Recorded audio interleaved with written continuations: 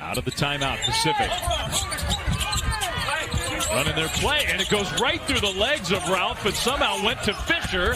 Fisher throws it up, no whistle. Saved in bounds, off of Ralph, and San Diego gets it back. I don't know if I have ever seen that happen on a baseline out of bounds. It went through Ralph's legs, and it went right to his teammate. But it's almost, we get another look at it. The inbounder, Washington, has to understand spacing. That's probably not a bounce pass. That's an air pass or throw it onto the next guy. Up by 1. If you're Pacific, you don't have to foul yet. But you have to make sure you finish a possession with a defensive rebound.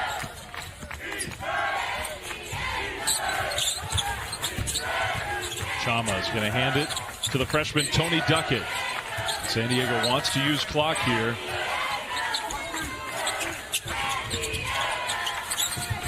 Fluid. Cut off. Yeah, very good. Shot clock down to 5. Duckett is going to go to the basket. Shot blocked, but a foul. So Duckett will go to the free throw line. Ralph knocked him off balance, and he'll get called for the personal. Ralph caught on a switch. Yeah, he definitely got him. Duckett is really impressive for a freshman in how he attacks the rim. These are very big free throws. He makes the first, no problem. 23.5 on the game clock. Now, even if he makes this one, Pacific doesn't have to necessarily shoot a 3. Yeah, I think make or miss, get the ball to the floor as quickly as you can and give Lamar Washington space to make a read, whether it's a rim attack or a kick out as the defense collapses. He missed it, so it's a 2-point game. There goes Washington all the way. Tip up is in from Ralph. And we got a tie game with 16 seconds. San Diego is going to call a timeout in the half court with 12.7 seconds on the clock. 77-77. And has drawn up for his team. He got Duckett in the backcourt. And they'll get it into him. Under 10. Simon's going to set the screen. Duckett goes. Duckett all the way to the basket. Missed it, but he got fouled. And I think he did get hit in the head on the layup attempt with 3 seconds left. The freshman Tony Duckett will go to the line. They ran the high ball screen again. Once again, Ralph on the switch, not able to contain Duckett. Fouling him, putting him in the line for 2 free throws. Possibly the 2 biggest free throws of his career. And Seth Jones was arguing he slapped him right in the face. I don't think there's much argument on that one. To put San Diego ahead. Got it. Pacific does have 1 timeout. Not like the NBA where you can call a timeout and advance the ball, but you do have the added benefit of Lamar Washington. His attacking demeanor, able to get down the floor in a hurry and get a shot off. Second free throw here for Duckett. And he made that one.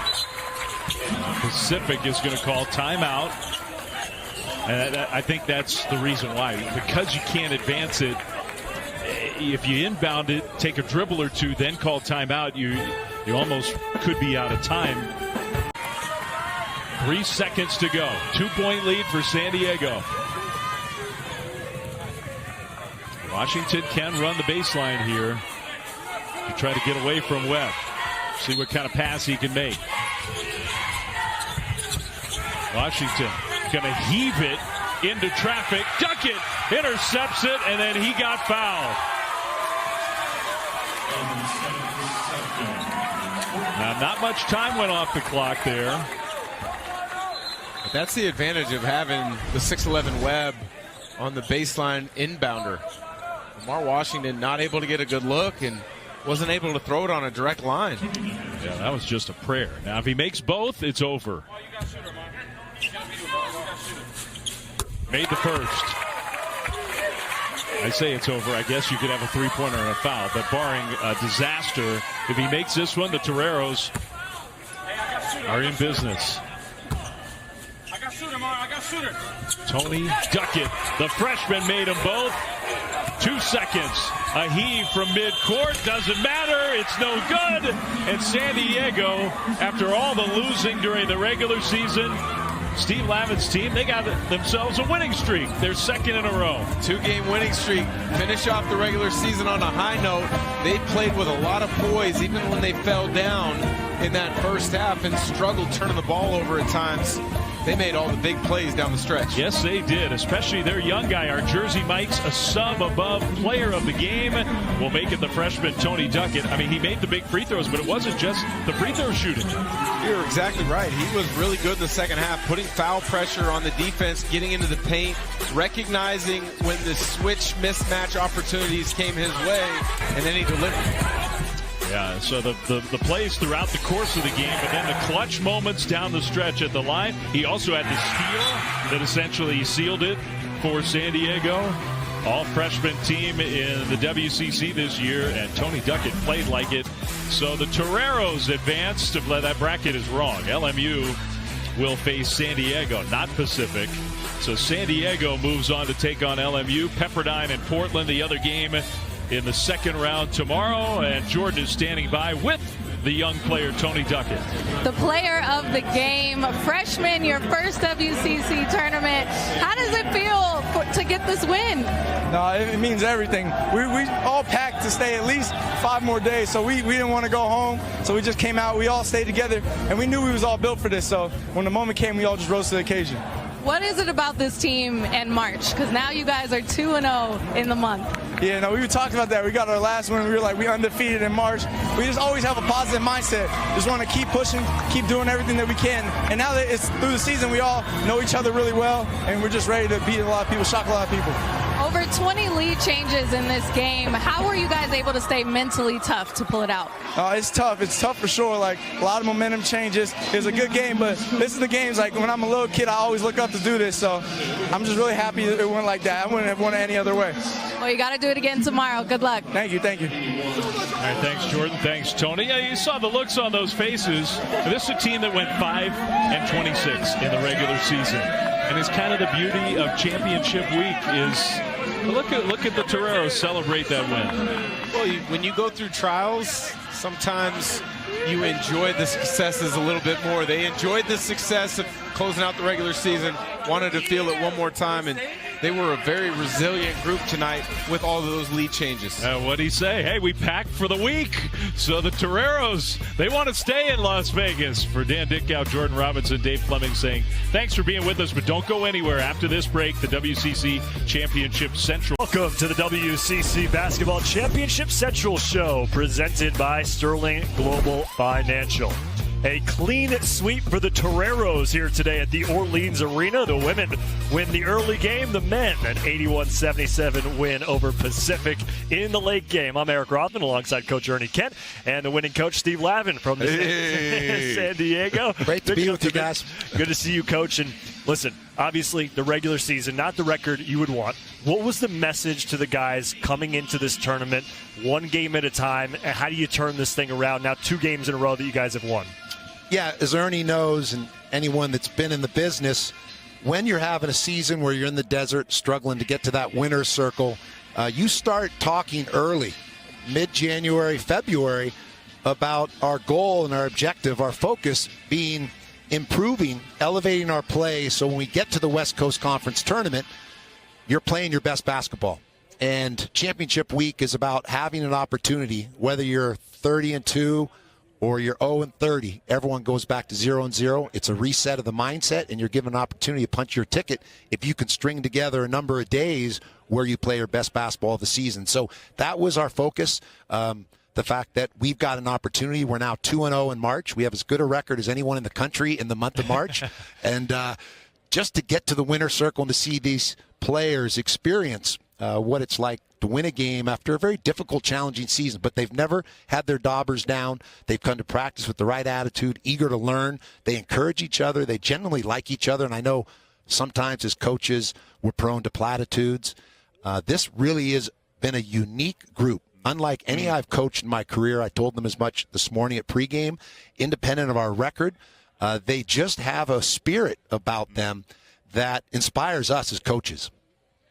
Wow. I'm going to talk about turnovers, though. What can we do between now and when you play again? Because I thought you could have put this game out of reach here a little bit earlier if we hadn't turned the ball over so much. Yeah, it really was a disjointed game. We fought through some foul trouble. We didn't find our rhythm. I felt we were fortunate to only be down 2 possessions going into half. And Santiago Truitt, is going to come back tomorrow and have one of the better games of his career. But they did a nice job, UOP, of doubling our post catches. And we didn't get the ball out cleanly. We tried to spin dribble into that traffic, and that led to some turnovers. And postseason, naturally, the adrenaline, the vital signs ratchet up north. And so you're also trying to mitigate some of that adrenaline where you play hard, play aggressive, but also play with some purpose. I thought Tony Duckett was a cool customer down the stretch, 7 of 14, 21 points. He was all West Coast Conference first team for freshmen. And they just found a way to win. It's not one of those ones you grade, as an A+ or a B, but we found a way, and that's what's most important in the postseason. Yeah. Well, hats off to you because I know how difficult it is to keep a team focused like that coming down the stretch of a season, not having success. But they got new life now. This is open. Anybody can win it, one and done. I love their energy at the end of the game. I thought those kids said a lot of positive things. Yeah, they genuinely care for one another. They've encouraged each other. We've set a record, probably NCAA history, in the number of injuries. And that musical chairs element, broken feet, broken hands, never experienced anything like it in 36 years of coaching. And with that said, we've had 7 different starting lineups. 17 different starting lineups. And so every player on this team feels like they're a potential starter. And there is some strength in numbers and strength in guys that are ready when called upon to step in.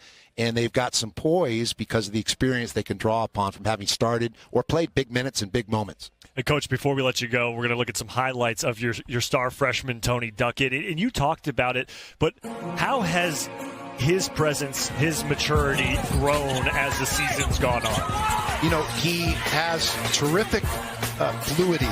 There's an ease that he plays the game with. His basketball instincts, his ability to read the floor and make good choices. He can accelerate off the bounce to turn the corner, as he did in some key moments tonight. He has a terrific long-range game. His mid-range game for stop and pop is outstanding. And he also can get to the rim. So he can score in all 3 areas of the floor. And as he learns to get his feet under him and take less off-balance shots, even though that's a gift, he's got terrific mid-air body control, but that's something you want to go to out of necessity. That's not something that you want to rely on. And so we've talked a lot about body balance and getting his feet under him because he's a 90% free throw shooter, and that's an indication that if he gets his balance, his shot is sweet. The accuracy is there. But he has the gifts, the it factor. Remarkable story, a local player in San Diego who walked on, bet on himself. And, he'll be a scholarship player next year at USD and has a bright future in basketball. Good bloodlines as well. His father played at Lafayette College, if I'm not mistaken, back east, was drafted by the Atlanta Hawks. Tony Duckett Sr. So we call Tony Duckett Tony Buckets because he gets you buckets when you need it. Well, he's got some swagger, too, and he earned that scholarship. Coach, congratulations on the win. We'll see you tomorrow. Enjoyed it, fellas. Thank you. All right, Toreros head coach Steve Lavin.